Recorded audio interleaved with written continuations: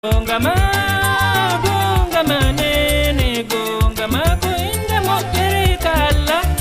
Jido domi watta dombo bode pole, jido domi inna mo ajawa. Ayo no deh, kamu kajab. Ini no jabo toka. Ini hari macam ini sejak ini di hari jabo apa? Misuki pai pun. Alhamdulillah ko to do moƴƴi. Alhamdulillah. Ami accu ni no kaka. Alhamdulillah. Ni tiki to makko ko de. E so yaali makko. E hirande makko ne bijo mi sori be min yo so data na mo. Do moƴƴi ko to. O iwata ton. Ko mi yobo ma de nyande kayati. Awon nan be dam. Don do ko to re lan ni nan. Do yo jibo. Do en tay hersi mi hersi. Futa. Mi yewto no ma mi jabo to. Do jaba wol burata do. Si de jane bi hare ko jabo ni arte. Jaba burata do. Ko dum dum yon. Hare ko no wonde ngerdo tan. Aw.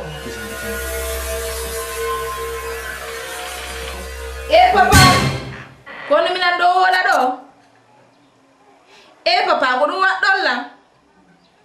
Soko biddo goddo miskino Allah. Mo ala nene hakkune mo ngi Allah papa. Nami janfi dum papa billahi ya kami ba. Linda kayo ba fi Allah.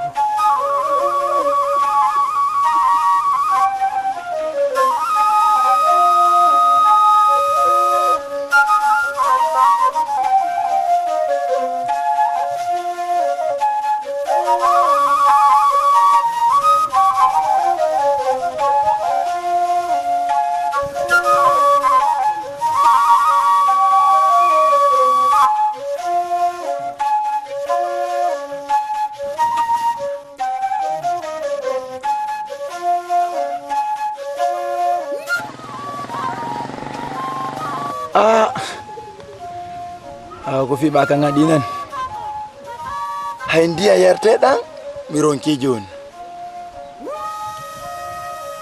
Allah wallan mi yita kota ma mi hota tampi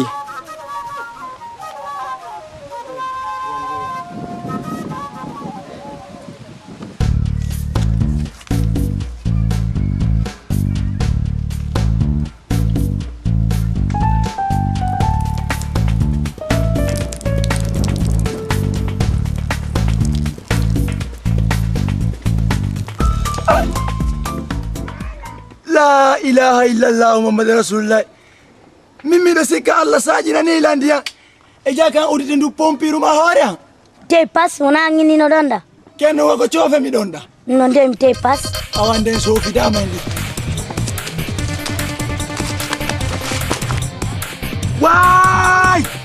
Wai. Awango serti. Awa pai ba wonde ya duna. Te pass. Wonde ya duna. Balarum te pass. Ahete. Aduna puchi ma. Mo don fala balarum. Te pass.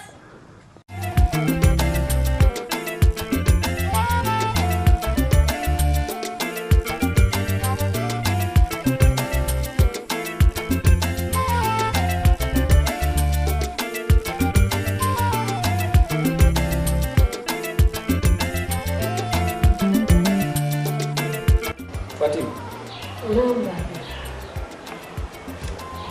tawri lan ɗo ande tiɗo nde oji o an linda ko majjirino mo kadi ɗiɗam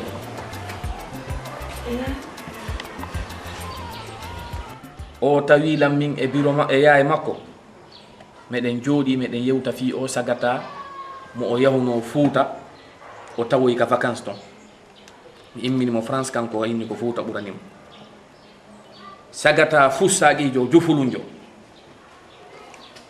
o yehi kanko o tawoy o sagata ko soppowo fecco falima piyo birki ko falima o feccata o yeeya Allah nemi naylan ɗon ha mi gayna mi son jaɓiɗɗo an o ɗon arayno satti seeɗa o innimi kanko si wona on jombatamo hani mi okkitirimo noon goɗɗo ko joni noon o jiyo ko honɗum waɗi mi nangi o sagata mi sokoyi ka kaso ni miɗo sokimo miɗo jooɗi min e yaye makko meɗen yewtude fi on programme ka nder suudu no min warrata min okkitiramo e dewgal makko kam mi yiɗanimo ɗon o ari parangantanni amen ka nder suudu nder ton ay o naati nder ɗon mi sikkuno mi ɓornaki joƴƴol a sikkata ko ɓiɗɗo an nangi dilan e yewtere mi maapi o accimi ɗon himo fesa mi jokkitimo ɗo wuru ndum tur o yaltiri ka nder suudu ɗo mi ronko hewtagol ka o yaltuno ɗon mi andali kaw ham himo wudla ko ɗum waɗi simi nelanma ya arta walam mi landoma fi o ɓay mi andi pellet yo welluno si tawi hi andi ka wori walla lam baba hetta ɓiɗɗo am yande fi Allah Fatim on men yande men yitamo Allah laɗo san tahimo ko ma ton olam men baabe min tigiri ko ɗum ɓurilan addugol par ce que mi nani inde wonde ma o arti ɗon andi ko wowi ko yata kon fof ko ka an o atoto hewtude so yo hewtita ɗo kono e nga'al mi yaalimo tan mi tawi yomi aru mi anda ko fi hon ɗum e ngal o yahaali toon mi anda so o nawno est ce que honɗum heeɓi mo mi andali fes min yiidali few min ñelinda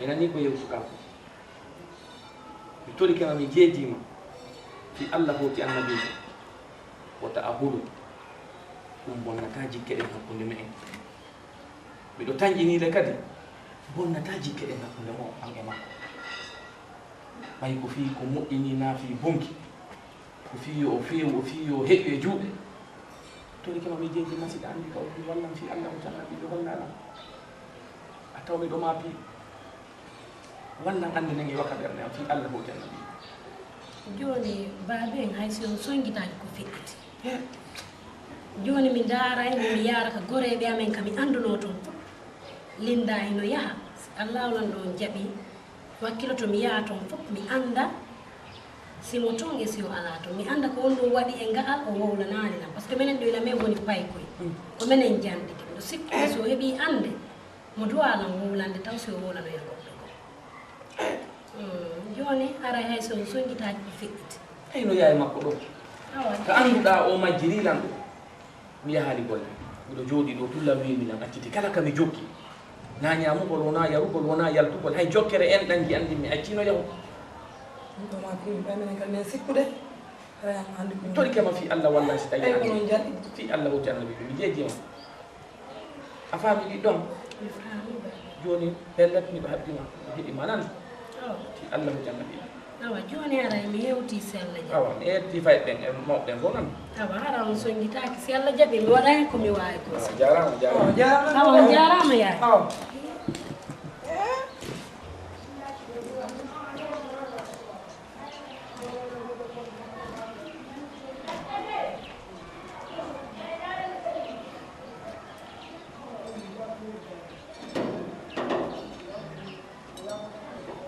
sen andira lo ɗum min anda wondu linday woni ande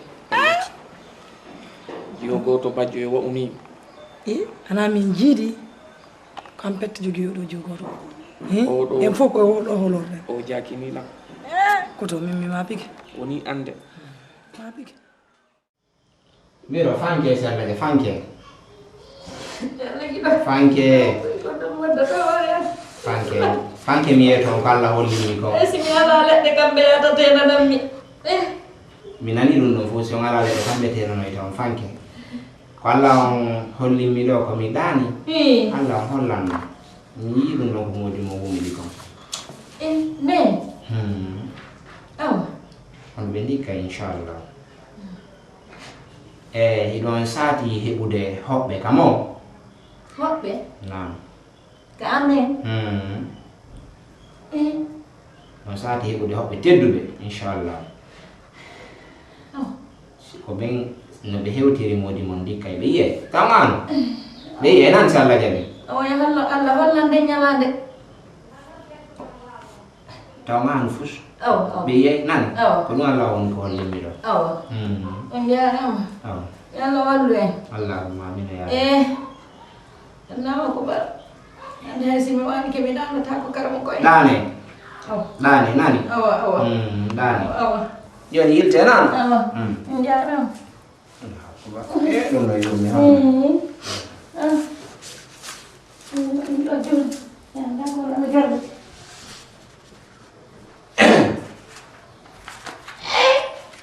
Allahu akbar aɗen ngani ɓe noyina ɗo ɓe anda honɗum Allah waɗi ɓe lintanilan ɗo piiji jir modi maɓɓe uppanayɓe joganayɓe teranayɓe unanayɓe ɓe nanoma anda ko ɗum Allah waɗi hakkude Allah ɓeɗo andi ko ɗum Allah waɗi ko ɗon tigi ɗon andi ko no woni e wadde ko manni ɗon kono yiya e Allah deɓe